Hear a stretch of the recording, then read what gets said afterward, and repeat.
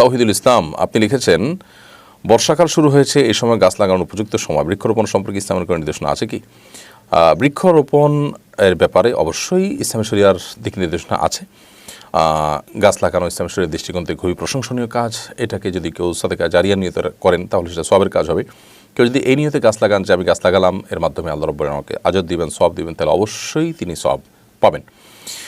আর গাছ লাগানোর ফলে সেই গাছ থেকে যদি কোনো মানুষ, কোনো পশু পাখি, এমনকি কীড়া পতঙ্গ, পোকা মাকড় যদি খায়, সেটাও কিন্তু সাদকার সওয়াবের কারণ হবে। অতএব আপনি গাছ লাগানোর এই কাজটি করার ব্যাপারে কোনো প্রকার কার্পণ্য করবেন না।